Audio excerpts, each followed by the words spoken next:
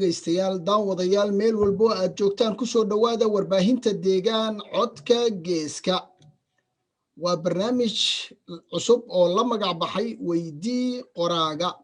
barnaamijkani ayaa waxaa soo diyaariyey warbaahinta deegaan codka geeska iyadoo aan ku wareysan doono tiro qoraayo Soomaaliyeed intuu Ilaahay naga gaarsiiyo uu noo saamaxo oo aan ku weydiin doono xirfadooda qoraanimo iyo talooyinka ay u soo jeedinayaan guud ahaan bulshada xiisaysa qalinka barnaamijkani ayaa wuxuu uga duwanaan doonaa barnaamijyada wareysiyada aan horay u qaadi jirnay ama sideedaba la qaado isagoo noqon doona barnaamij aad iyo aad loo soo diyaariyey lagana soo baaraandegay kuna dhisan xirfad aqoon durugsan oo dhinaca saxaafadda iyo qalinkaba khusaysa barnaamijkani qaybtiisa koowaad ayaa waxaan nasiib u yeelanay in aan ku casuuno nasiibna u yeeshay xaqiiqdii waa qoraa Suldaan Maxamed Suldaan Ibraahim waa Suldaan Garyare oo aqoonyahan ilaa heerka darajada ugu sarreysa ka gaaray dhinaca cilmiga luuqadaha afafka barnaamijka waxaa wareysiga qaadi doona Faaqide Xarbi Camir oo isaga si toos ah u weydiin doona su'aalaha aan suldaanka iyo qorayaasha kale soo socdaba aan ugu talagalnay waxaa sidoo kale soo gudbin doona su'aalo aan ugu talagalnay in dadweynaha ay toos u weydiiyaan qoraaga annagoo intii aan ka gaarno u gudbin doono qoraaga isagoo ka jawaabi doono weydiimaha dadweynaha Xarbi بسم الله الرحمن الرحيم السلام عليكم ورحمة الله تعالى وبركاته وحن رجينا إن دقيسياش مقليان سلطان واد مقلي سبعة مقلي يادقو نعم سفعا كسودو برنامجك ويدي قراغا آدي آن وان كوما مهد عيلين الناس إذا شرفت لدقو سو جوابتي باقي أن كوصو درني ما درت عود سجيبا وحن سلقا دا ديق دونا رمتي وكوما سلطان محمد سلطان إبراهيم دكتور سلطان محمد سلطان إبراهيم وكما قاعدير سلطان قريرة وأنا نسأل يقانو وحا دور سؤالات ونصاد دياري بنحكي إن شاء الله كاوي دي دونا حدي مركا وقت ونص محو وأن ولا ظلم مرينا سؤاله ودن هديك لا وحن رجينا إن شاء الله إن مسلسل عن كذا برنامج شنو لا مركا لنا كسو عزونا سؤال شيء ده كوباد دكتور سلطان محمد سلطان إبراهيم waxa weeye su'aasheeda koobaadi goorma ayuu kugu dhashay xiisuhu markaad yarayd miyaad xiisayn jirtay haddii aad xiisaha maxaa kugu dhaliyay akhriska inta badan Soomaalidu waxa la yiraahdaa waa dad wax dhageystay wax ma akhriyaan goorma bilowday inaad wax akhridid waxna aad qortid بسم الله الرحمن الرحيم الحمد لله رب العالمين ثم صلاة على نبينا محمد وعلى آله وصحبه ومن تبع بإحسانه إلا يوم الدين أما بعد الله سبحانه وتعالى ما هذا سكله نقول من نستلم عين بدن واحد كلام هذا سكله وراها بعد ورباهنته نمتي عالمي جاء أو ديجان مارتي جيسك ديجان عدك ديجان عدك جيسك أفريقيا أو أي رنتي هلو ذي نكيهين يقدر ديال أستاذ القالي عبد الفتاح بين مارتي بين عيون iyo Xarbi Cabdullaahi Caamir idinka la wada salaamaya waxaan kala soo guud ahaan inta walaalaha dhageysanaysa inta kadib horta ana fursadan ka faa'iideysanaya waxa la yiraahdo horta wax walba waa rabitaan ingiriiska waxa yiraahdaa when there is a way haddii rabitaan jiro jid baa jira qofku waxa uu raadiyo oo waqti siiyo Ilaahay subxaanahu wa ta'ala wuxuu doonaa amisanaade oo raxmadda Ilaahay ka mid tahay inaan diinta iyo caabudaadda Ilaahay caabudayo loo eegin laakiin uun adduunyada uun qofku u gaaro isagoo caasi u gaaraya isagoo maaragtay mudaaca oo muuminana waa gaari karaa haddii uu waxaa waqti siiyo marka in wax la qoro iyo in la gabiyo iyo in la maaragtay la buraanburo iyo in maaragtay waxyaalahan hal abuurka minadaha qofka bini'aadanka invention ka yiraahdo waa wax qofka bini'aadanka ah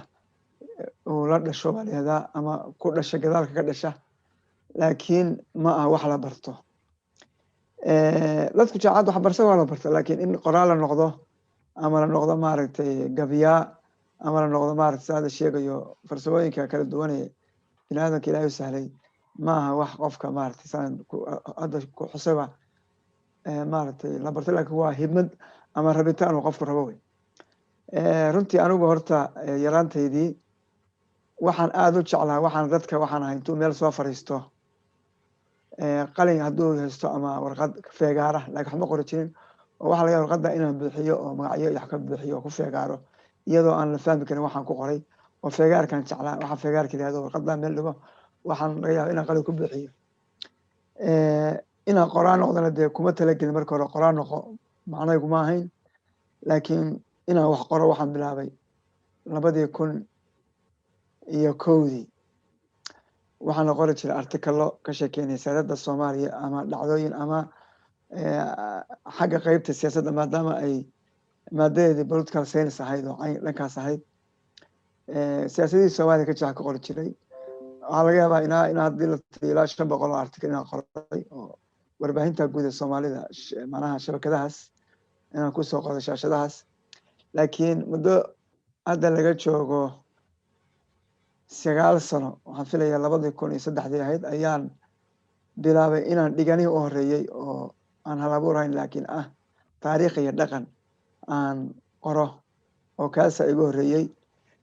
runtiina waxaa la yihahdaa raggu waa isku xigsino afkaarta iyo fikrada tala waa la kala qaataa niman saaxiibadaya waxoogaa qoraalka iga horeeyey baa runtii igula taliyay artikaladan badan qorayso iyo maaragtay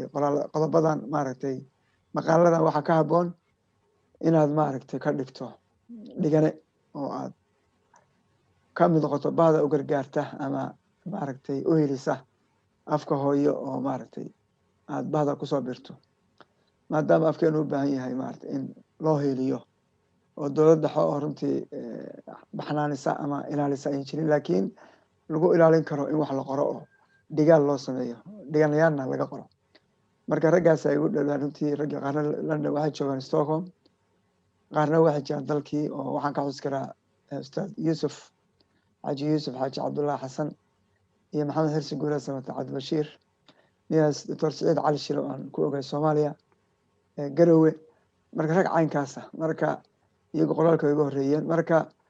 halkaasaan ka bilaabay inaan dhigana bilaabo oo aan ka leexdo ama ka baydho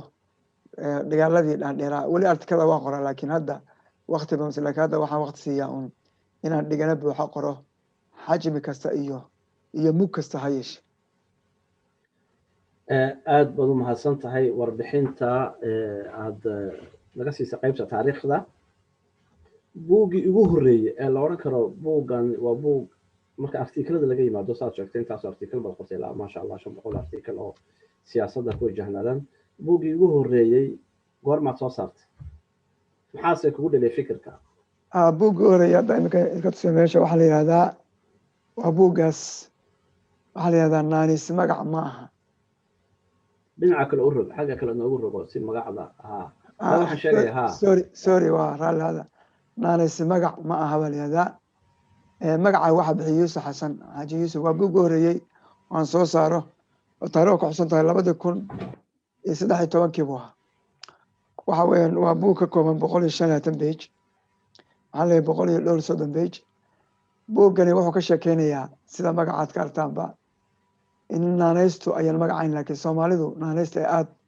ugu dheerayso oo Soomaalidu waxay ku maahmaahdaa nimaan naanays lahayn waa ri'aan gees lahayn buug horeeye wey runtii buuggan laba waxa igu dhaliyay waxa weeyaan ninaan saaxiibanahay oo runtii macallin la yihahdo injineer Maxamuud Sheekh Nuur oo iskuulada dadku leeyahay privateka ama free school loo yaqaan iyo rectorka iyo rector ku-xigeen baa waxaanu ka sheekaysanaa maamaha xalay naanaysa Soomaalidu inay unique ama ay keli ku tahay iyadoo inay naanaysa isugu yeerto kuna faanto laakiin balse ummadaha qaarkood ay tahay ceebeen iyo cambaareen iyo midabta koor haddii qofka naanaysta loogu yeero marka laba arrimood baa buuggan xambaarsan yahay mid waxa weeyaan naanaysaha aan qofka ogolayn ama magacyada lagu bahdiyayo qofka ama waxa la yidhahdaa haraasmatiga lagu samaynayo oo Ilaahay subxaanahu wa ta'aala quraankiisa ku xusay iyo xadiis rasuulka inaan la isugu yeerin xoogaa dacwo baa ka muuqata oo inay khatar tahay qofku san ogolayn midda labaadna in dhaqankeena la muujiyo in Soomaalidu ay naanaysto ku faanto marka dhacdooyin aniga u dhacay iyo kuwo kale ayaa ku jira marka buuggaas ugu horeeyay waana buug ka mid ah dhaqanka Soomaalida oo qayb dacwo ah waxna waa fidinaya oo dhaqanka Soomaalidu fidinaya inay tahay wax Soomaalidu gaar ah marka laga reebo dalalka aynu dariska nahay Carabta oo kale oo Yemanta oo kale runtii naanaysa aan badnayn bay isugu yeeraan laakiin Soomaalidu wax walba qofka jirka laga bilaabo reerkiisa shaqaduu qabtay meelaha uu joogi jiray magaalooyinkiisa waxa uu jecel yahay kulli haddiida ma yare naanaysta Soomaalidu way soo qabataa oo waa loogu yeeraa arrimahaas marka buuggani xambaarsan waana kii horeeyay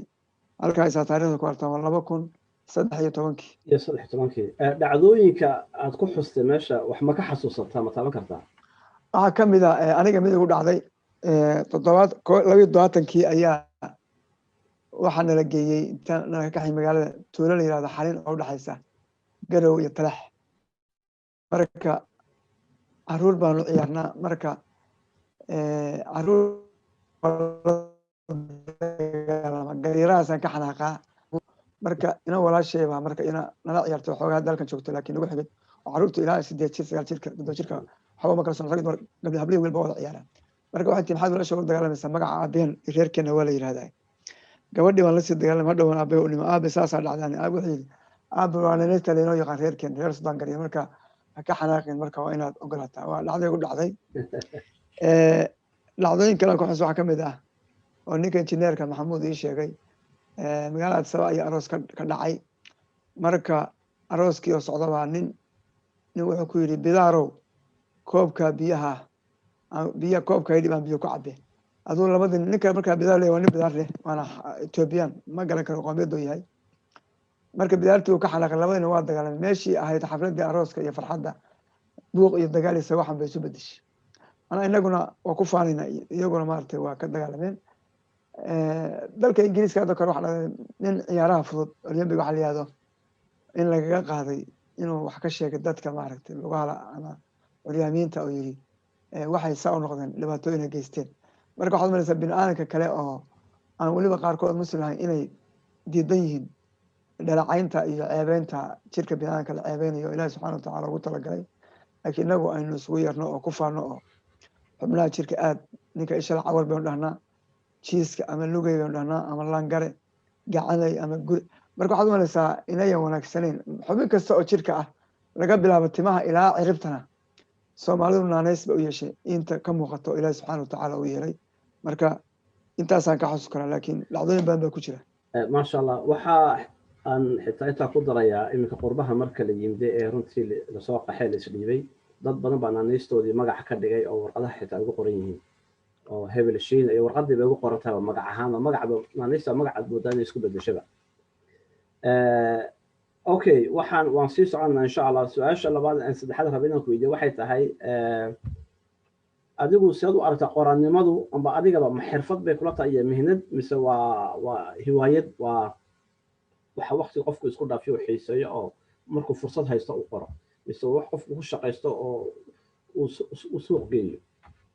mise labadaba la isbarbar wadi karaa horta dhowr wax baa qofku wax u qoraa oo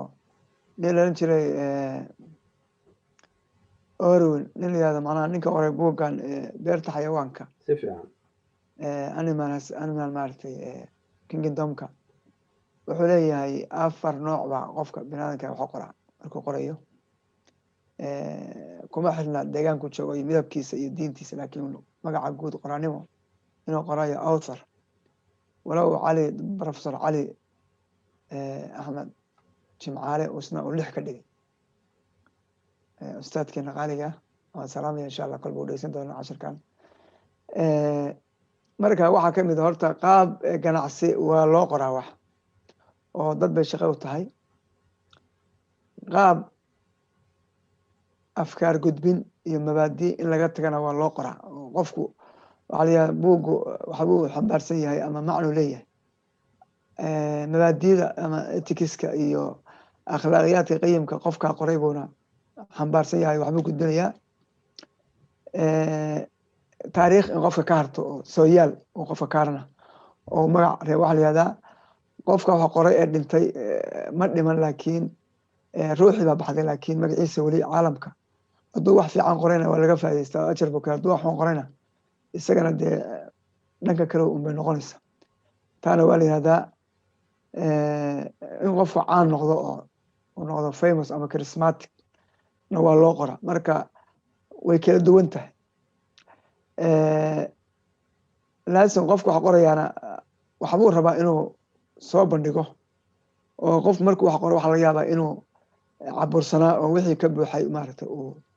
runtii uu ummadda usoo gudbiyo haddii aqoon ahaaneed iyo haddii afkaar ahaaneed aqooneed ama hadday ahayd waxuu ka calaacalayo ama waxuu maaragtay marka taasaa la dhihi karaa qofka way ku xambaaraysaa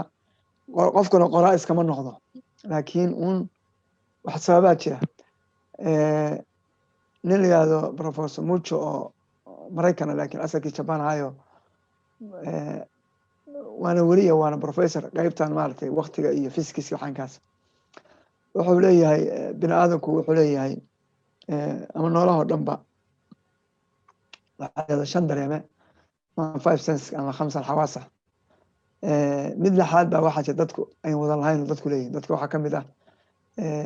hogaamiyaasha dadka halgamayaasha ummadda ka dhex baxay ka muuqda qorayaasha dadka gabya dadka wax ikhtiraacay marka mid lixaad buu isagu ku daraya oo qarsoon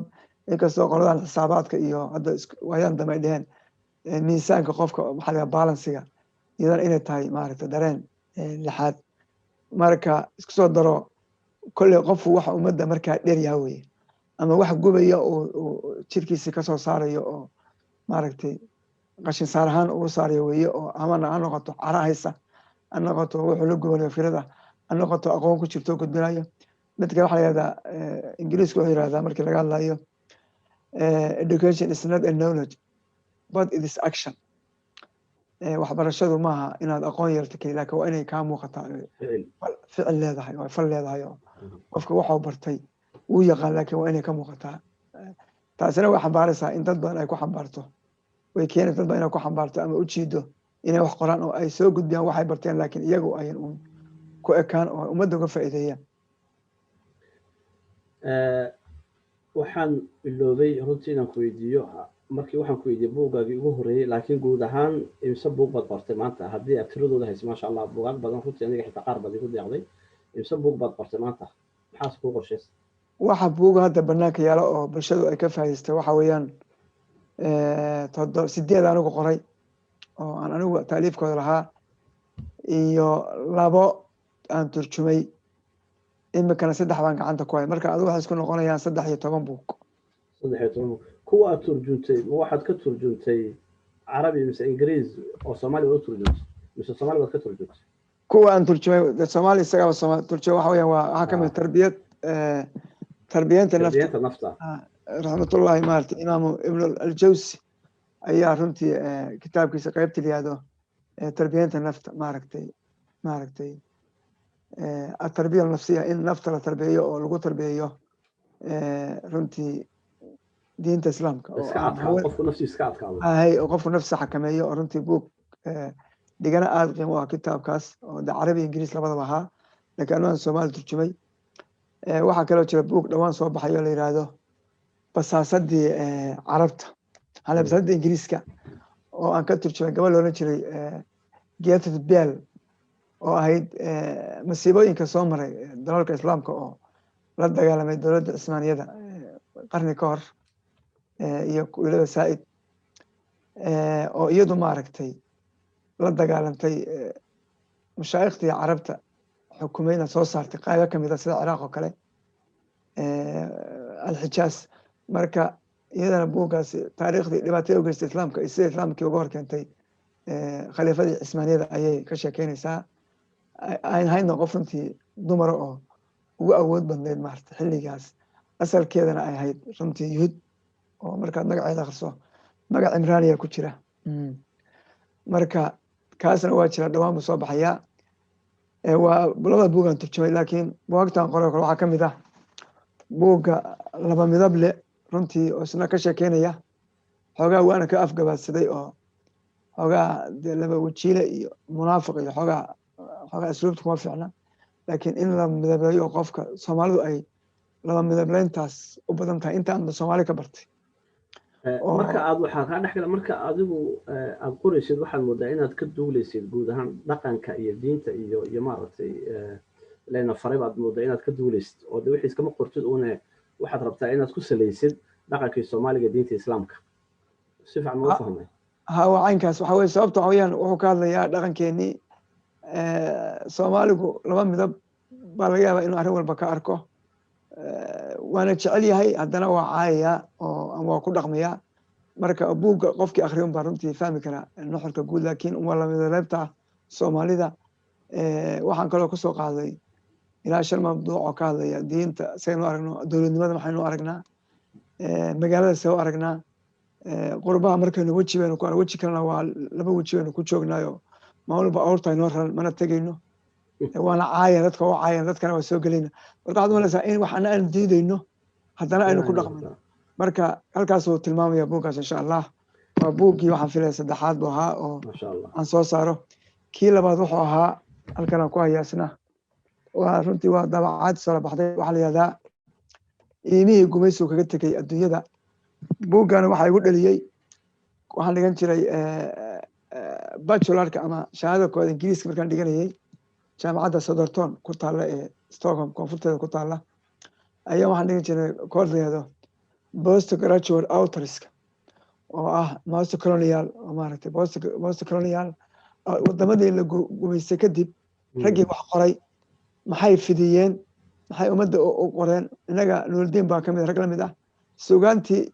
iyo afkaartii iyo fikraddii markaa jirtay oo reer galbeedka ayuunbaa wax lagu soo qoray oo afafkii kale laguma qorin oo waa lagu fahmi jiray in uu qofku yaqaano afka ingiriiska ama afkii gumaysiga nuuldiin waa salaamaya waa adeerkay wiilkiisa Koshin ninkoo buugta ku xuso runtii jaamacadda Soomaaliya siidam isgaas baan nahay qoysna waan nahay saaxiibay oo adeerka daris baan nahay xamar aabis Faarax Xasan runtii waxbaan ka asay iyo hooyadiis oo aabag odaga geeridiisu gadaal bay ka dhacday inta meelaha joogo laakiin odaga hooyo xajiyada dhashay nuuldiin marka laakiin inaga tusaale aan soo qaatay ragga ingiriis wax ku qoro weeye waan laga yaabaa dad badan oo Soomaaliyeed ka faa'iideysan oo runtii nuxur badan bay leedahay walow ay aad loo dhaliilo qaabka aragtida wax ka qoro oo humanity xaggaas dhaqan aan runtii fiicnayn wax ka qoraa laakiin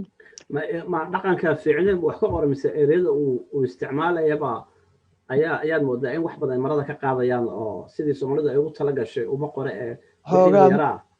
ma asluubaysna ma oran lahaa ma asluubaysna dadka dhaqankiisuna waxa xun oo qarsoon maaha dhaqankiisu wax banaanka ka yaala oo caadiyaalka ama abstracti macnaa nin xumaada iyo gabar xumaata iyo nin xogaa dhaqanka ummadda maaha qof ummadda ka takoran wey laakiin waxaa laga yaabaa inay suuq u leedahay oo dad badan ay ka faa'iidaystaan dad baa hadda caynkaa ku shaqaysto dad badan oo Soomaali ah waxyaalahaas ka hela oo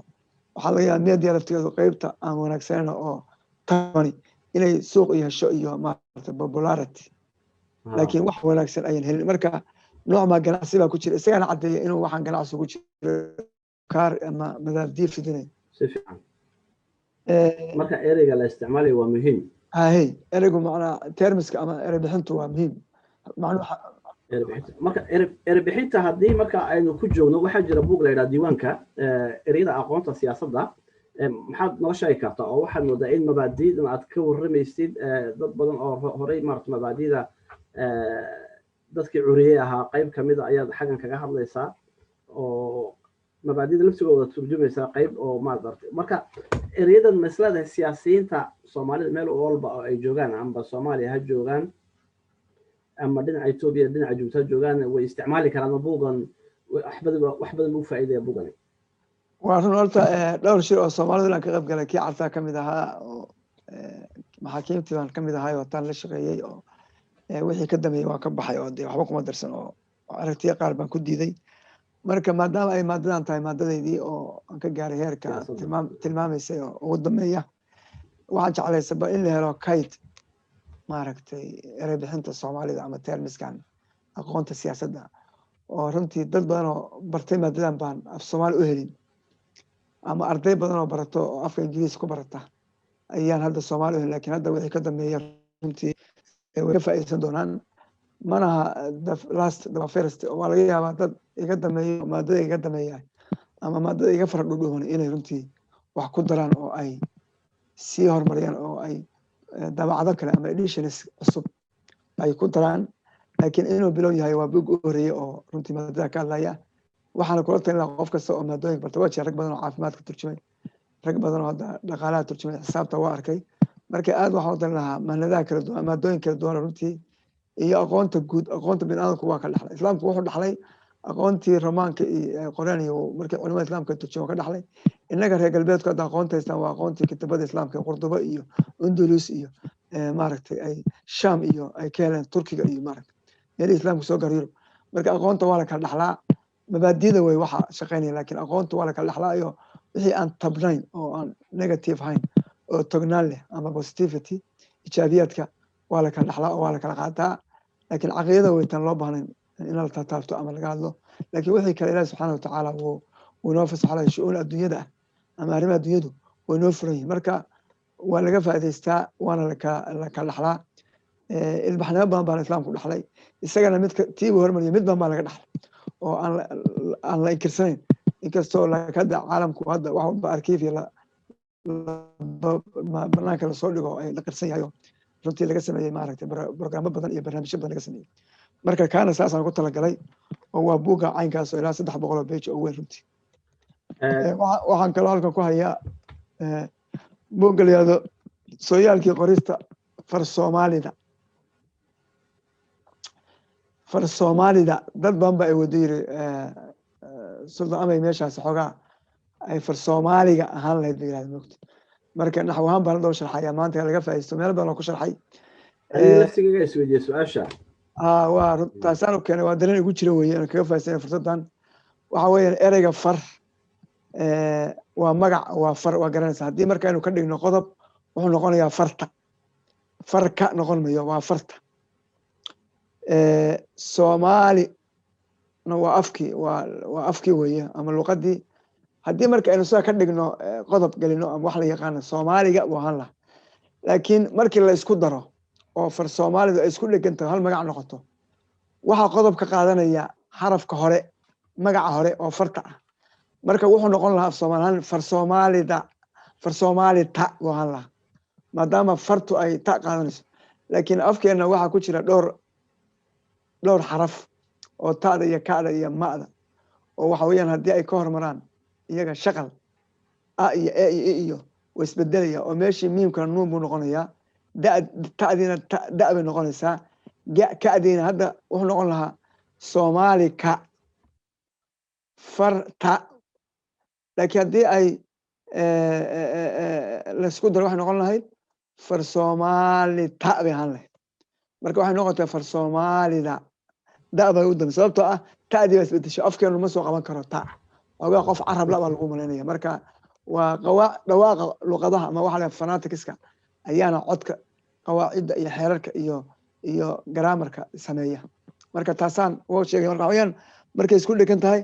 waa far soomaalida laakiin haddaan kala goyno waxay noqonaysaa farta soomaaliga laba magac wey laakiin haddii la isku dhejiyo waa far soomaalida sidaa looga faa'iidaysto waa qeyb naxwo ah oo la dirsay oo guddigii soomaaligu iyo inta qortay oo rag odayaasha wax qoray ama aadna ajaanib waxaa naga qoray ama aadan soomaaliya ay isku raacsan yihiin oo saxa weeye oo far soomaali ta noqon mayso marka fartaa qaadanaysa qodobka saasee far soomaalida u noqotay laakiin haddii la kala saaro waa farta soomaaliga sida iyadana loo ogaado wallahu aclam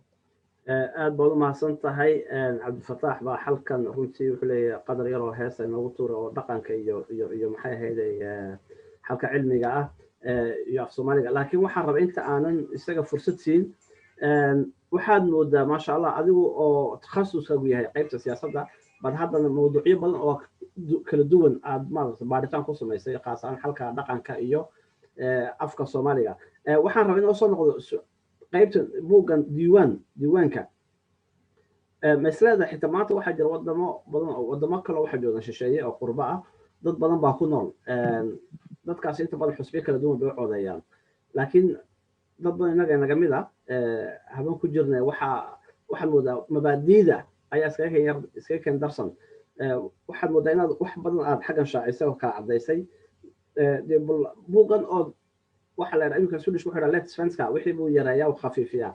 inaad khafiifisid ood soo minguurisid oo dee marka doorashooyinka soo socda xitaa si dadka loo fahansiiyo iminka inta badan waxa laga yaabaa qof inaan u codayn qof xusbi ku jira ee aan xusbigii iyo mabaadidiisa aynu u codayn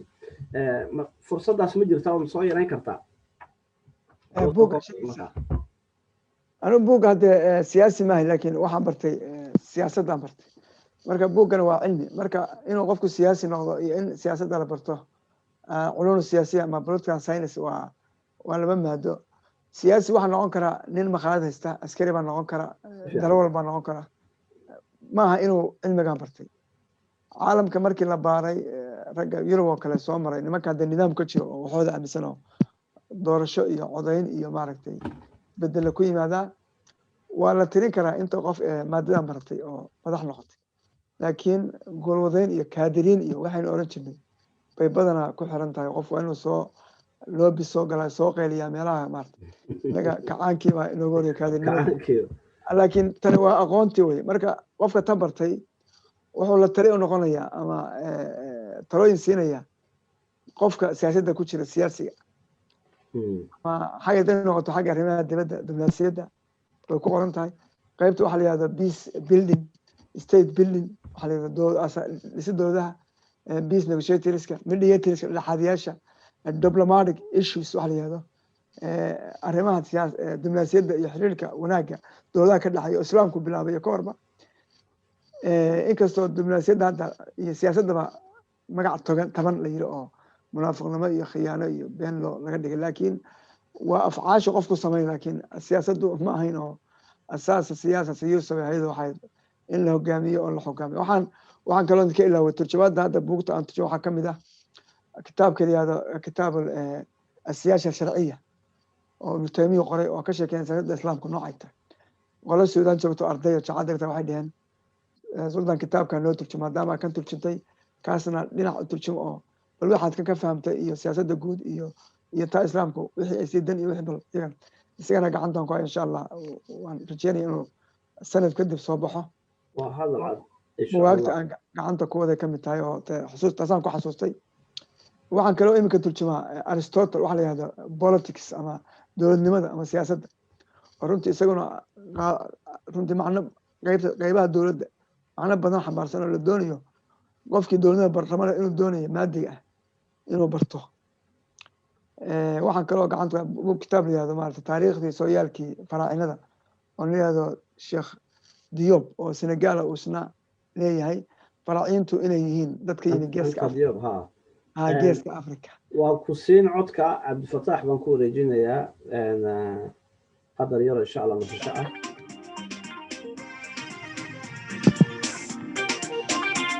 suldan aad ayaad u mahadsan tahay waxaan sidoo kale soo gudbin doonaa su-aashii ugu horreysay oo noo timid kana timid mid ka mid ah khiyaarta ku tixan warbaahinta deegaan codka geeska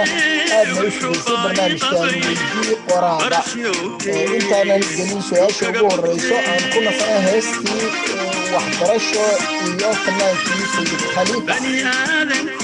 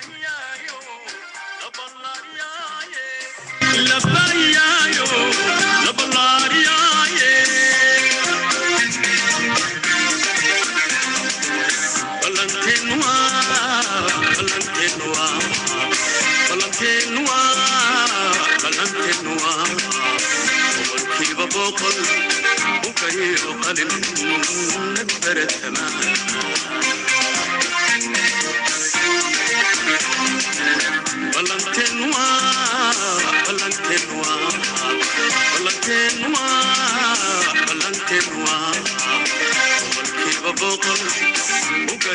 قلن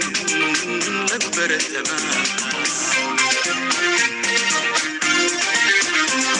سادة كبير صبح بارشو هذا اللعيب صبح بارشو سادة كبير صبح بارشو هذا اللعيب صبح بارشو بيك سود لا بارشو بيك سود لا بارشو أسكاغا كبير صبح بارشو هذا اللعيب صبح بارشو أسكاغا كبير صبح بارشو هذا اللعيب صبح بارشو بيك سود لا بارشو بيك سود لا بارشو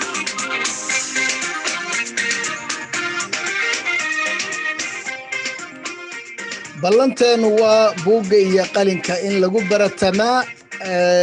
bahdaada la qaybso waxbarashada in lagu tartamaa waa waxa keliya adduunyadana lagu horumari karo ummadahana jiilalka dambena loogaga tegi karo taariikho dhaxalgal ah waxgalna ah suldaan su-aasha ugu horeysa waxa ay ka timid hibo axmed waxay leedahay inta aad wax qortid iyo inta aad wax akhrisid keebaa badan حاجة موسيقى مركا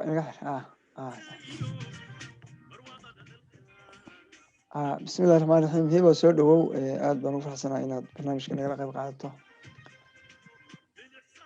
هرتا واحد هذا قفك هدو الصندوق بآخر ما قرأ ولما إسلام كحورين شرتي كيرلي أما إفريق أما تشلمت نبسو يقان صدح ضحان في ليا سومالي ما تشلمت إفريق وعربي كيرلينا وعفك إنجليسك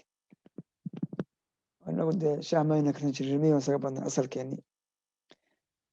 مرن وحبا كما لبعان وحبا كما داتا مركا وفق مركو وحخريون وحقرا دادك ورياشا إيقا خبرات إيقا بدن حق قرالك وحي لهذان وفق توانبو أخري وريابا إنو سنة كأما بيل أما إنتو دون أخري ويدعي كرتا إنو بو قرا بو كبدن أخرينا كبدن بو قرية مركا inta aad akhriso ma qori kartid waxaa laga yaabaa inaad 20 buug 30 buug sanadkii akhriso qof 50 buug dad akhriyaa jira ma akhris badnaan anigu intisaan aaminsanahay hadda badanaa waxaan soo ururin waxa weeyaan waa arrinimo xoogaa daad way bartay oo 50 sano khibradahan Soomaali ku soo dhaxshay waxaan ku qoray Soomaaliya hayeen iyo aqoontii kale oo aan maadigeedo aan bartay baan maaragtay waa laga akhris badan yahay laakiin كلما wax akhriso oo aad akhriska bariso waxay suurta gelin kartaa inaad wax qorto marka hadda intaan wax qoro ayaa badan laakiin intaan akhrin ma badan sababtoo ah qoraalka laftigiisa wuxuu yahay xirfad wax la yiraahdo writing culture ama dhaqanka ama daacadda qoraalka dadba waxay aad u yaqaaniin wax la yiraahdo job culture ama arbeid kultuurka waxayna soo dhishkadaan qaybna studio kultuurka ama study culture marka fura yar baan helayo runta aan weynin oo ah ana study ama qoraalka ama writing culture marka taas ay wax martay inaan xoga buug badan qoro ilaa dhowr toban laakiin akhriska waa laga akhris badiyaa laakiin dadka waxaan ahay mar walba gacanta ku sita ayala nuurdeen ka barto waxa kamid ah su'aashan oo kale weydiiyo hadda koor 9aad ka baranay waxa yiri mikrofoonku dhaqaaqaya doctor kayga miya هذا كورم وكل عدك نجح لنا عدك حدنا هذا كورم اوكي ويكون صعب رجع قعنتين وقعد عليه مركا قفك دو بوق لا صاحبه او بوق اسكو وتمر بخو كفايدي هل بيج اخري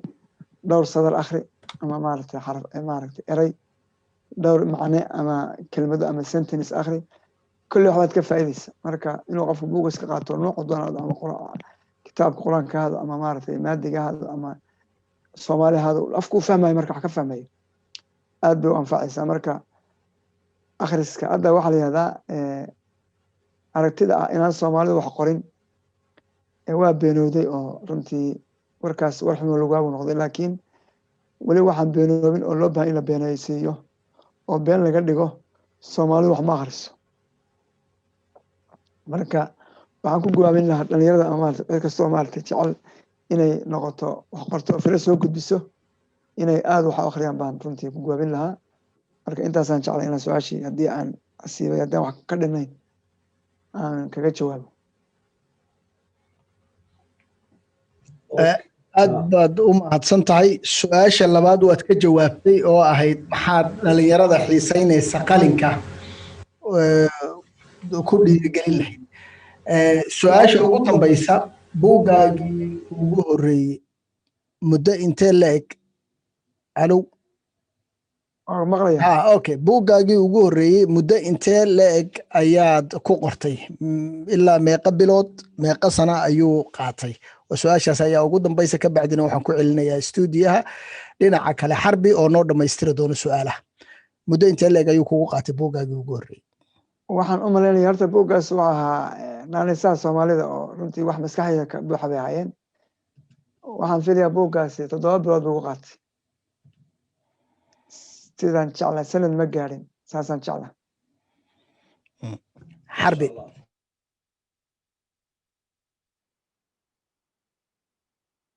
bismillah ما شاء الله aad baad u mahadsantahay cabdifataax iyo dr suldaan si aad uga jawaabtay waxaad moodaa hadda waxaan ka hadlaynaa buuggii ahaa xaggan buu ii yaalaa tarbiyeynta naftaada waxaad moodaa suldaan inaad naftaadiba tarbiyeysa oo aad xakamaysay ma la odhan karaa sababtoo ah way dhib yara in qof markuu shaqeeyo qoys xaas iyo ciyaal leeyahay qoraalkuna uu maaragtay iyo akhriskii wixii oo dhan iyo noloshii kale maaragtay barbar socotay in si la isku waafajin lahaa iska adagta qurbaha weyn ogna waqtiga waxa muddo isku xadidan yahay maalinta laftigeeda gaaban markay qabooba ay tahay ma la odhan karaa qofku waa muhiim in qofku naftiisa xakameeyo oo adiga naftaadii baad xakamaysaa imika waa sax horta tarbiyada waa akhriseen waxay ka sheekeynaysaa inaan nafta loo sii dayn seetaha ama xariga loo dheerayn oo wax alla waxay doonto maaragtay aan runtii loo ogolaan oo dee ay limid leedahay sababtoo ah sheekhu wuxuu ku bilaabayaa waxa dembi inoogu filan in nafteenu raadiso wax alla maaragtay waxa dembi inoogu filan in nafteenu ay raadiso wax walba ay doonto oo dee naf iyo shaydaan baa nala saaxiibaa layihahdaa soomaalida tirahdaa oo runtii naftu maaragtay waxay u baahan tahay in la xakameeyo oo lagu xakameeyo maaragtay rabitaanka alle maadaama ay ogta ay jirto in jid dambe ka dambeeyo oo adduunyadana waa runtii waa caabir sabiil ama waa jid la goynayo laakiin guriga asalka marka qabriga lagu geeyo laga bilo marka meelo badan bay taabanaysaa runtii qofkii buugga akhriyo ama hore u akhriyay ibnu jawsi runtii raximahullah caleyh maarata ilahi subxana wa taala u naxariistay oo la yidhaahdo wuxuu qoray ilaa hadda waxaa la sheegaa ilaa 3,000 oo buug inay qoran yihiin laakiin ay ka badnaayeen buwaagtiisu oo laakiin inta qoran oo hadda jirta wey oo kani ka mid yahay laakiin way ka badnaayeen okay ma jira su-aal yar oo tan la xidhiidha weyn hiwaayad kale oo aad leedahay oo yani wax ka baxsan oo marka shaqada laga hadlo hiwaayad kale oo aad leedahay ma jira mise wax marka shaqada iyo reerka laga reebo waxaa waa qoraal maya qoraalku de waa 20 sano ugu dambeeyay laakiin de anigu dadka saaxiibada aad u sheeko badan baana oo dabeecadda bulshanimada waa iska leeyahay dadku meelahay tagaan oo fariistaan oo soomaalidu dadka ka xiran ma ahi haddaan waqtigu marka ii saamaxay marka oo baararka waa dadka waa la sheekaystaa masaajida waa dhex fariistaa waa sheekeeyaa marka wax alla aqoon nin baa hadda kore waxay u dacaydayaan saaxiibana xuseen la joogo magaalada joogo wuxuu yidhi annagaa noo timaada waxaad naga qortaa waxbaad naga ururisaa dabadeedna buug baad ka qortaa gacag baad naga siisaa marka wuxuu muujinayay inaan ku dhex jiro iyagii oonan ahayn qof maaragtay baydad ah oo ama gooni daaq aan ahayn oo dadka bulshada ku dhex jira weeye aan ahay ana weligay soomaaliya kama dhex bixin waxaa laga yaabaa inaan ajaaniibta kale isu yarnahay oo runtii hadda dalkan waxaan jooga 30 sano laakiin saaxiib isu dhisha mali dadkaan lahayn baan saaxiib isu dhisha baan ahay laakiin dadka muslimiinta waa laga yaabaa inaan nin caraba iyo nin afrikaano madow iyo muslima iyo aan saaxiib lahay marka inteeda badana ma siiyo waqti xagga laakiin waxaan siiyaa mujtamacan soomaalida ama muslimiinta sababtoo ah wax badan baa naga dhexeeya dadkan kale shaqo iyo ixtiraam baa naga dhexaysa laakiin dadkan dhaqan iyo diin iyo maaragtay ehelnimo badan baa naga dhexaysa walow ilaahi subxaana watacaala waqulnaasa xusna maaragtay dadka maaragtay rasuulkuna leeyahay dadka wanaagga fara oo dee wanaag iyo dhaqan ay idinka arkaan haddana macaamil badan lama lehi runtii laakiin waayadan dambena waxaan aad u suga taxalujiyaa inaan afafa kale oo aynaan lahayn inagu aan ka wareego oo aan xagga u bato oo afkaa soomaaliga bal ereyada dhumay runtii baadiyoobay dhumay dadka qaba baan ugahay carabiga inuusan soomaaliga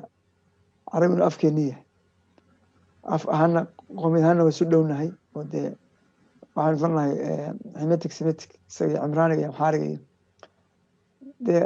ereya badan aynu wadaagno oo dadku haystaan inay carabi yihiin baana jir laakiin aynu wadaagno oo inaga dhexeeya xataa oramada ereya badan baynu wadaagnaa laakiin dadku soomaalida waxay aaminsan yihiin in ereyadaas carabi nooga yimaadaan oo ergisi maaha oo diinta kahor baa la adeegsan jiray marka laakiin ereyada cibaadaadka ayaa xagga diinta naga soo galay iyo maaragtay qoonta kale marka aad waxaan ugu foognahay inaan bacrimiyo ama aan baraariyo wixii karaankayga ah oo aan ka mid dadka u helinaya afka soomaaliga aan dowlad dhexe oo xoog leh oo qorta ama ilaalisa khaladaadkiisa iyo maaragtay iyo dayiciisa ayaan jirin markii la reebo dowladda Jabuuti oo dadaashay runtii waxyaalahan ku ammaanay ka mid tahay Ismaaciil Umar Geelle walow dad badan ay ka sheeganayaan in dalka xukuumadda joogay oo muddo ka talinayo oo dadku ay u arkaan in wax laga bedelo haddana xaq yuqaal qof gaalka ah maaragtay intaa nabi maxamed abu xakam abu jaahil oo gaalka fircoon haadihu umma oo rasuulku yiri rasuulku wuxuu qoray inuu abu xakam ahaa ninkii odayaasha reerku ahaa marka cadaaladda ka mid tahay qofka in xumaantiisana la diido waxa markaa wanaag sameyn loogu maartay mahadnaqo lagu dhiirigeliyo marka qof noocaasaan ahaa runtii anigu aaminsanahay waa laga yaabaa inaad dee kolle bulshada ayaa unba qofka tilmaan ka bixin karta su-aal kale oo aan isleeyahay runtii toos bay ku khusaysaa wax weyn marka aad wax qoraysid waxaad ku qortaa aaladda computerka mise warqad baad ku qortaa xalkeed fadhiisataa ma meel qol gaaraa jira ma waxaad iska jeceshaa dibadda fadhiisatid bal noo taabo guud ahaan meesha aad fadhiisatid iyo waxa aad jeceshaa wax ku qorto maqalida buug baad ku qortaa sidii beriga hore ood ka guurisaa horta inta aan qoraalka bilaabay aaladan casriga iyo xasuubka ama computerka xasuubaadka ama computerka jiray waa laga yaabaa anoo magaalada jooga in firad igu soo dhacdo markaas warqada hadda haysto waan ku xariiqaa raf maarata ama mapping wax la yihahdo waan ku khariidad waa jeexan karaa laakiin inta badan buugga ama qoraalka qoraysa horta waxaa ka muhiimsan inaad firadda iyo ciwaanka hesho haddaa ciwaanka iyo firadda hesho buuggaad qoraysaa waxaa laga yaabaa buugga qaybaha ugu dambe inaad gadaal ka qorto kuwa horeeyana aad qaybaha ugu dambe inaad hore u qorto oo sida caadiga de qoraal dhow wuxuu leeyahay madax iyo jir iyo addimo sida jirka biniaadamka waa nooc maan akademiga wax la yihahdo oo tesiska markii la qorayo maaragtay iyo jirka macnihii iyo gunaanadka ama maaragtay conclusionka wax la yihahdo gabagabada marka laakiin maya waxaan ku qoraa aaladda computerka waxaa laga yaabaa haddaana shaqada jiro intaan shaqada jiro xataa intaan xiisadaha ardayda joogo inaan ka faaidaysto haddaana computerka wadan waxaa laga yaaba markaas inaan warqad yaro rafeebaro buugta igu dhex jirta inaan wixii markaa ku qorto laakiin inta badan 90% hawsheedu aaladan casriga waxaana muhiima qofku inuu haysto cashar dhan baa kaga sheekeeyay sidee lagu noqdaa qoraa qoraanimadu waxay u badan runtii inaad haysato qalabka wax sahla computerka qalinka maaragtay telefoonka wixii markaa recording waxaa samaynayso haddaadan haysan waxaa laga yaabaa inay kaa kala yaacdo oo firad aad igu jirta laga yaaba haddaan markaynu kala tagno inay iga bax haddii aan noodgarayn ama aan xusuusaan u qorin way ka baxaysa qofka marka idan waxay ka mid tahay xirfadaha ama maanaa maarag la yihahdo writing maanaha skillska ama xirfadda qoraanimo ama authority outer maaragtay cultureka qaab qoraalka maaragtay qoraalka wax la qoro dhaqanka qoraalka maasanid markaad guriga joogtid xageed fadhiisataa markaa ma meel gaaraad leedahay mise mise madbakay kugu baxdaanba kitchenka meesha la yidhaha sidee baad jeceshahay ma meel miiska kursi adag mise kursiga fadhiga sideed u jecesha meesha kugu fiican aad isleedahay maanta waan ku raaxaysanay inaan wax qoro bal naga waran oo halka haddaan fadhiyo oo iga dameeyo library maktabadda uga dambayso maktabadii baad leedahay markaas oo maktabadda waa taaga dambaysaa wixii aan u baahan halkaas ka soo qaataa halkaasaan fariistaas meesha hadda fadhiyaan fariistaa gurigeyna dee lagama fiirsado TV oo dhalinyarada guri la joogto aan dhalay iyo xaajiyadu iyagu nin walba kombiyuutarkiisa ku mashquulsan yahay marka TV aan fiirsanana ma lihin oo iska yaalla laakiin ma fiirsato marka anu inta badan haddii aanan marka salaadaha iyo xaajooyinka aan samaynin 90% inta badan guriga kombiyuutarka aan fadhiya ama waxbaan dhegeysanaya ama waxbaan qoraya insha Allah ama dad baan cashar siinaya oo dad Zoom baan ardayda wax ku siina marka waxaan ku noqday qabatin waxa la yiraahdaa dhigt kombiyuutarka iyo inaan hor fadhiyo miiska iyo ilaahayna waa ugu xamdiyaa habeenkiina kooda habeenimo koor ma seexdo oo dadka habeenkii wax qoraata ibnu taymiya jacayl xasan basri waa labada sheekh baa wuxuu yiri haddii hurdada yaraato cibaadada badata wara jir haddii cuntada yaraatana caafimaadkaaga badata marka hurdada badan iyo cuntada waxa la dadka binaanka ma fiicna caafimaadka ma fiicna marka ama qofku salaad buu tukanaya ama waxbuu qoranaya ama waxbuu akhrisanaya marka hurdada badan dhibaato keenta marka hurdada inay yaraataa fiican qofka inta hurdada ku badnaan da kasta ha jira inkastoo haddii la sii gababo hurdada sii yaraanayso okay waxaan runtii gabagaban ku jirnaa buugga aad isleedahay buuggan baa runtii si gaar ah aan jecelaynaa mar walba u xuso buugaagtaada oo qortay waa buuggee isleedahay kanaan waa ugu jecela ma odhan karo waa wala jecesha buug waan ogahay kutubtaada laakiin mid si gaar ah ahmiyad gaar ah siisid ama aad inta badan ka sheekaysid ama aad xasuusatid waa kee markii kuugu horreeya ma ka taariikhda sooyaalka horta waxay ku xiran tahay buugtay maadaama kale dad waxa jira buug aan ahayn maanta guri online laakiin yaa la yiraahdo hormuud habaabay aan ka qoray maxaakiimtii iyo duulaankii xabashida iyo qolyihiis watay oo maxaakiimtii meesha ku dameeyeen iyo khilaafkii dhacay dhacdo aan joogtaba taariikha oo waxaan diidayay in been laga sheego marka maadaama aan joogay waa ku dhiiraday oo 80% waa joogay 20% dadkii aan wareystay baan nool qaar aan wareystay marka buuggaas runtii xusuus gaar u leeyahay raggan Soomaaliyeed odayaal Soomaaliyeed waa ku xusan yihiin runtii kayd u ah Soomaalida oo Jaamac Maxamed Qalib iyo Sheekh Xasan Daari kamid yihiin runtii iyo Shariif Saalax ilaahay u naxariistay nagoo siiya iyo rag badan siyaasadda ku jira garanaysaan ama jooga marka ay reer Soomaaliland koonfurta Soomaaliya oo xamar iyo Garowe iyo Kismaayo meel badan jooga ilaa Baydhabo maamulahan ogolo 4 iyo maartay 5 iyo dowladda dhexe federaalka marka kaasi qiimo gaar ah la midab labtigiisu macno weyn buu xambaarsan yahay oo wax badan taariikhan ku dhacda iyo sida Soomaaliya u fikirto kitaabka la yiraahdo inay gumaysiisu macno badan buu xambaarsan yahay ka diiwaanku dawaa maadadeedii oo si gaar ah ka soo yaalku hadda aan dhaho midna kama tagi karo laakiin mid walba uun midna aqliga oo midna waa waxaad baratay midna waa wax xisaameen oo bini'aadamku waxyaalahay heshiisku waxaa ka mid ah afka oo kale iyo aqoonta iyo kale iyo mahnada oo kale iyo haddaa hesho qof kula mahnada ama kula maada ah dadka kale ereyada waa kaaga sokeeya qof kula afna dee waa qof kula ehla oo wax badan baad la wadaagaysaa marka afka ayaaba qabiilka la sheego waa afka laba qof hadday isfahmeen waxaa la yihahdaa afku ma dhumo afku waa dhuma laakiin jinsigu ma dhumo waxaa laga yaabaa hadda inaga Soomaalida qaybo kamid ah carab sheegtay laakiin carabi kuma hadlan laakiin waxaa la xaqiijinayaa inuu afku yahay kan maaragtay asalka ayo ummadda ka dhaxeeya haddii afku tago qofku kuwa dhashay wax ma wadaagtaan kuwa kula dhashay wax ma wadaagtaan marka afku iyo shaqada iyo xirfadda iyo waatan maaragtay aad la isugu maaragtay oo Yurub aad waxaan la unionka ama taxaalufkan Yurub ka jira waa shaqada iyo aqoonta maadooyinka waxaas runtii waxaad maraysaa inay qayb caymis ka mid ah insurance ah oo inagu meesha qabiilka noogu jira iyaga u tahay marka taasaa keenaysa hadda waxaad aad ka dhawaajisay in aad asxaabta xitaa aad waqti la qaybsatid oo aad u tagtid oo maaragtay kaftanka iyo waxa aad la soo kabsatid marka guud ahaan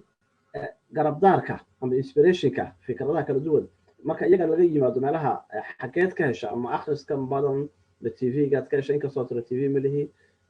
ma waaqic mar waxa joogo isbedel halka siyaasadda dadka waqti waxa adag baa lagu jiraa in geeska Afrika xageed ka heshaa garabdaarka amba inspirationka horta waxay ku xiran tahay markaan siyaasadda ka sheekeynayo hadda waa maadaan bartay oo waxaan qoraa waa faalayn ama taxliil si fiican analysiska waxaa lagu yirahda maaragtay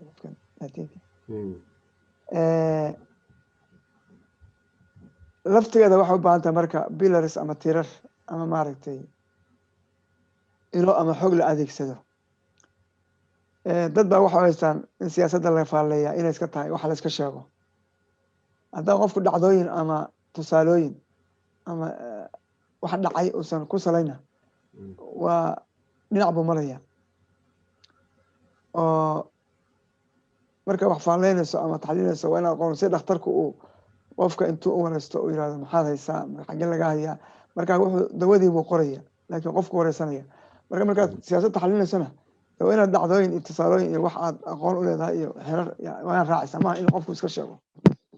waa qofka maaha qofka siyaasiga waa qofka wax taxliilinaya oo siyaasad taxliilinaya dhahaya maxaa dhici kara haddii saas dhacdo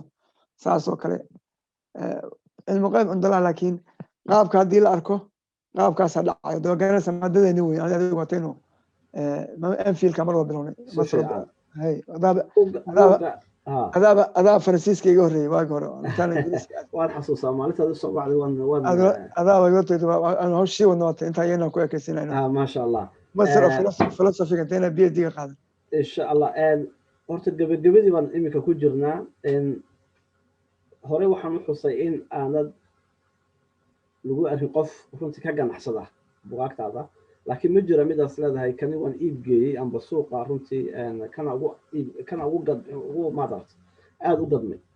kuwa kale marka la barbar dhigo dadku maxay xiiseeyaan baad sidaad siyaasadda xiiseeyaan kuwa dhaqanka iyo kuwa taariikhaha soomaalida inta badan maxay xiiseeyaan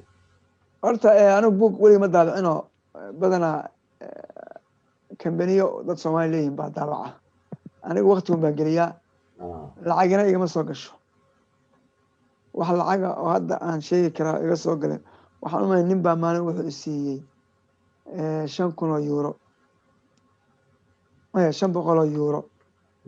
wadaad layihahda maxamed sheekh xasan gacmo dheere oo runtii qoryaal soomaaliya ku jiray buuggan laba midooba magaca u baxshay lacag aan garan intaa ka badan oon weli arkay ma jirto laakiin waa laga yaabaa buugta in 100 iyo 200 iyo $10 $20 marka xagga loo bedelo Swedishka inaan helo laakiin weli anu buug kama ganacsan laakiin shirkadda daabacata ayaa gadata kadibna waxay dhahdaa 100 iska leh 100 waxa laga yaabaa kala baroo bar ama ka badan inuu u baxo kharashaadkii marka muquuno ama milgo ama hadiyad waxa la nafsi u yaqaan si fiican marka qorshaygu ma baha ilaa haddana qorshaygu ma jirto ilaa Soomaaliya hadda buuggan diiwaanka 2 jeer mar baa Soomaaliya ku daabacay ilaa imika qolada daabacday waa saaxiibaday oo dee buugta iibshaan lor buug weli shilin kama hayo mana wadiin mana raadiyada marka aan doono waa laga yaabaa inay waxaasan hayna waa dhici karta laakiin xisaabtan iguma jirto ilaa imika waayahay maadaama aad runtii nin yani ficilkaago dhan ku salaysan yahay cilmi iyo dadka wax u faa'iid oo aad u qoraysid oo kala caysan aad u qoray maanta xagga maxay ahayd ciyaalkaaga ma jiraan dad maanta ciyaalkaygu xaggii bay waddadii bay qaadayaan oo iyaguna laftooda waxaan arkayaa inay xiisanayaan inay wax qoraan oo akhriyaan horta carruurtu waa 4 waxay barteen badanaa 3 baa jaacadda ka baxay waa farmashiiste iyo neers ama kalkaaliso iyo injineer xagga dhartada maadadii social science ama culuntii maaragtay bulshada ma ayan ku leexanba laakiin gabadha ugu yar hadda dugsiga ka baxaysa ayaa Soomaaliga runtii aad u xisiisa oo qoraalladan ka saxa intay soo qorto inkastoo ku dhalto dee Soomaali mar walba ay noqonayso Soomaali laakiin way xisiisaa marka xataa inay qorayaal noqdaan xataa Swedish ama Ingiriiska ay Soomaaliya ka badiyaan wax ku qorayaan ma garan karo laakiin kolley kuma xirna oo qofku dee wax qorahay maada gaara ma leh dhakhaatiir baa wax qora injineeraa wax qora bioloodyaa wax qora askar baa wax qorta saraakiil ah qof kastoo akademi wax qori kara sababta qofku wuxuu soo maray tababar ama carbiyeyn uu akademi yahay wax qori karo oo 10 sano ama 15 sano ilaa master qorayay maarta wax qofku marka inuu wax qoro oo si gaar ah oo autorisé u noqdo أو مارتي أوثر أما قراء نقضه qaraha ودقيال وقرا مارتي دقنا مارتي قرا ودعي كرتا لكن ده أمالين ما يو سومالي دم إلى سومالي ما نقبل نحن كل شيء إنه سومالي وحكي قريو هدو تشيلنا ويريه سومالي ده كل أرض mudane doctor suldaan maxamed suldaan ibraahim suldaan garyar ayaa runtii xagga kor markay garyaran waa laydhaa garyaran waa laydhaa labadaba runtii waana isii had sheegaysay waa regional variantiga waqooyigana waa dhacda koonfurta wax dhibaato amale marka aad iyo aad baad u mahadsan tahay qaybtii koowaad inta aan isku soo noqon doono hadduu aaba idmo dhegeystayaashana waxaan leenahay aad baad u mahadsantihiin sida qiimaha badan aad uga soo qayb gasheen barnaamijka doctor suldaan maxamed hadduu aaba idmo iminka waxaan ku celinayaa codkana iyo mikrofoonkana cabdifataax baana caymoon oo qaybta farsamada inoo jooga aad baad u mahadsan tahay mar koobaad iyo mar labaad ba suldaan maxamed adaa mudan jasaaka allah khayr wayaakum dhegaystayaal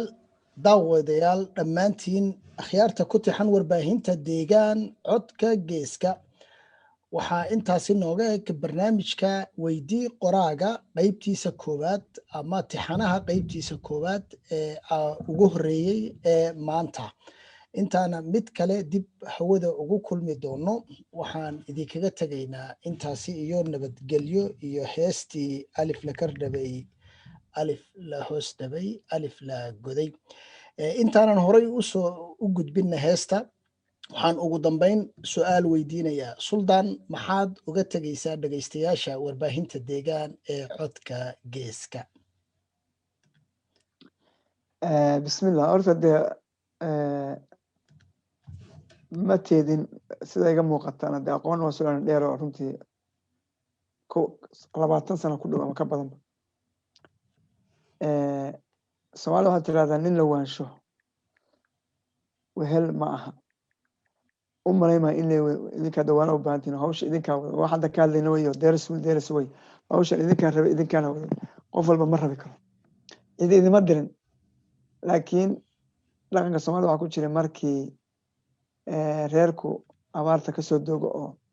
ninkii iyo awrkiiba garama awrka reerka u dhaamiya oo lagu raro إلا ولا واحد مثلا لقن كين ما ماذا الميمي كوسا سنتاي ولو أن لقن مكان لنا أنت